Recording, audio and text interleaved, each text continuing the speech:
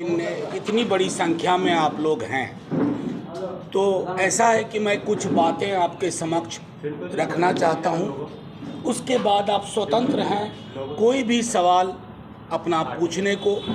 मैं माननीय मोदी जी की तरह मैं और मेरी पार्टी या मेरे नेता तेजस्वी जी प्रेस से घबराते नहीं हैं, प्रेस को मैनेज नहीं करते हैं, प्रेस के सवाल को लेते हैं, जनता के सवाल को लेते हैं।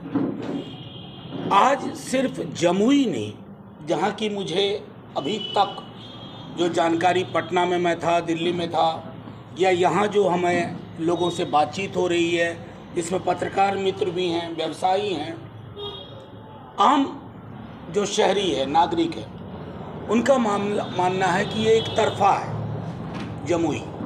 उसकी सबसे बड़ी वजह है कि जमुई को बीते कई वर्षों से अपना स्थानीय उम्मीदवार नहीं मिला था।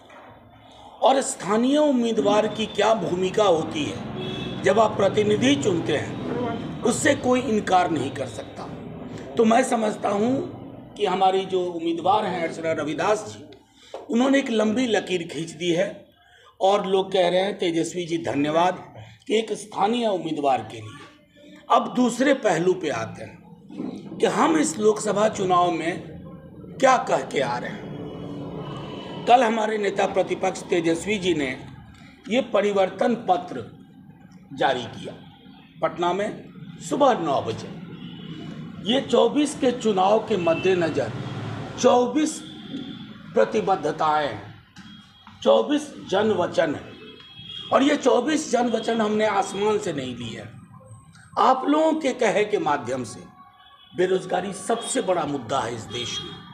अभी मैं देख रहा था भाजपा का संकल्प पत्र 24 का, बेरोजगारी पे कोई बात नहीं, 0 सन्नाटा।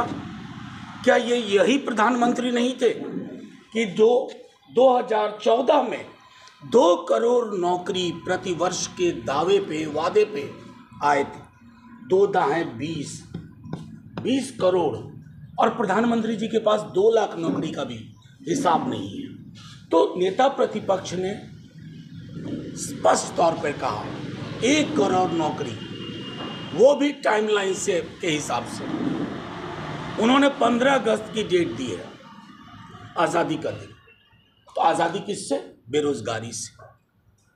और रक्षाबंधन, हर गरीब महिला को 1 लाख रुपए प्रति वर्ष, वो तकरीबन 8,500 रुपये होता है। अब आप देखिए कि चुनाव किन मुद्दों पे होना चाहिए। पुरानी पेंशन स्कीम जो आप सबकी डिमांड है, हमें हर पत्रकार कहता है कि पुरानी पेंशन स्कीम पर बात होनी चाहिए, सामाजिक सुरक्षा पे बात होनी चाहिए।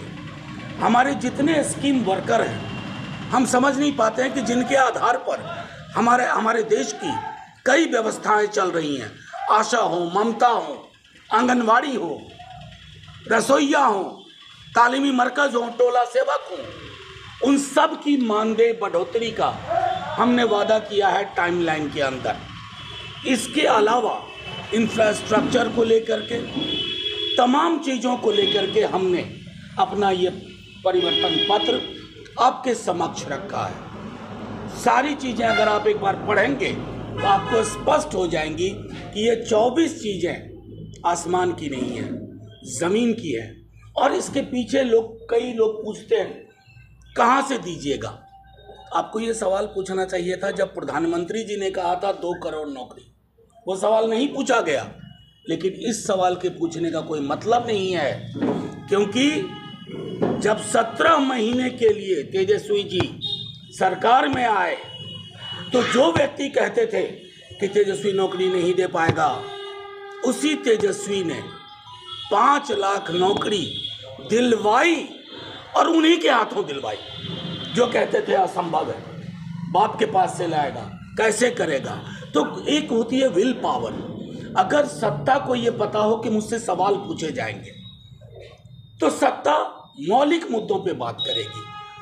चुनाव दुनिया में किसी भी देश में मंदिर, मस्जिद, गुरुद्वारा, चर्च की साइज पे नहीं होता है।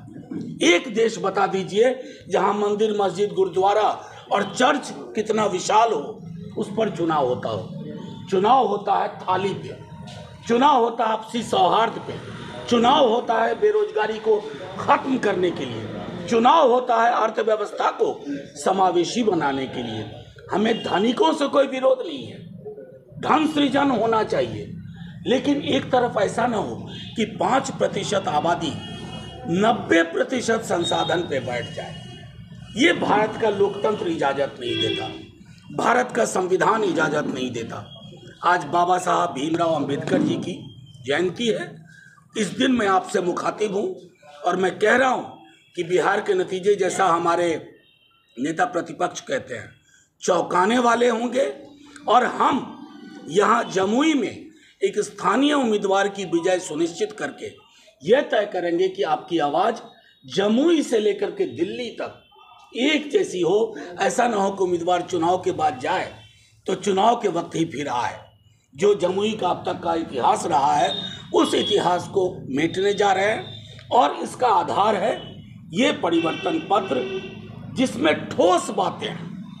कोई ऐसी चीज़ हमने नहीं कही है जो आप कहिएगा कि मनोज जी ये क्या कर रहे हैं। पुरानी पेंशन कह रहे हैं, युवा आयोग कह रहे हैं, आरक्षण के दायरा बढ़ाने को कह रहे हैं, सामाजिक न्याय को कह रहे हैं, महिला सशक्तिकरण को कह रहे हैं, शिक्षा को लेकर के कह रहे हैं, औद्योगिक इकाइयों को लेकर के कह रहे हैं। ये सब ज़रूरत है जमुई से लेकर पूरे बिहार की, और इसलिए ये परिवर्तन पत्र है। मैं आप सब लोगों से आग्रह करूंगा, आप पत्रकार मित्र हैं, हमसे सवाल जरूर पूछें, लेकिन जो हवाई बात करें उनसे भी सवाल पूछें, तो फिर लेवल प्लेइंग फील्ड होगा और बातें होंगी। आपके जो भी सवाल हों आप पूछ सकते हैं। आपके पुराने साथी बिशन पटेल और पार्टी छोड़ दिया है। बिशन पटेल ने कहा कि सामाजिक न्याय की बात आरजेडी करती है, लेकिन धरातल पर फैली हुई। देखिए, मैं एक चीज़ कहना चाहता हूं, जब कोई साथी, आपका पुराना साथी आपको छोड़ के जाता है तो कष्ट तो होता है, लेकिन पुराने साथियों को भी ये सोचना चाहिए कि जब आप चुनाव के बीच हों और कई सारी चीज़ों को देखना पड़ता है, आप महागठबंधन में हैं, कई सामाजिक समीकरण को साधना पड़ता है, उसमें 40 सीट को 100 सीट नहीं बनाया जा सकता। हम तो सिर्फ इतना कहेंगे, वो जहाँ रहें प्रसन्न रहें। चुनाव के वक्त में इस तरह के निर्णय ये भी साबित करते हैं कि आपकी प्रतिबद्धता में भी कहीं ना कहीं कुछ तो रहा होगा। मैनिफेस्टो जारी होने के बाद जमीन लूटने की और जमीन, अब उनकी बात को आप सत्य मान करके मुझसे सवाल पूछ रहे हैं, तो ये अपने आप में सम्राट चौधरी जी की बातों पे मैं आजकल टिप्पणी नहीं करता। इसलिए टिप्पणी नहीं करता कि उनकी बातों में कहीं दम ही नहीं होता। हमारे इस परिवर्तन पत्र का तार्किक विश्लेषण उन्होंने नहीं किया।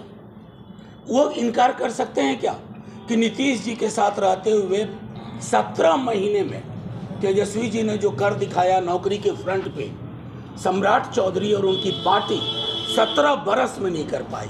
तो पॉलिटिकल आर्ग्यूमेंट जो हो ना, विरोध भी जो हो ना, वो तार्किक हो और शालीन हो, इसकी कमी है। वो तो कह रहे हैं कि आरजेडी वाले सिर्फ क्रेडिट ले रहे हैं, 7-7.5 लाख नीतीश कुमार ने नौकरी। ये क्रेडिट सम्राट चौधरी जी की पार्टी ने क्यों नहीं ले लिया? 17 साल थे ना।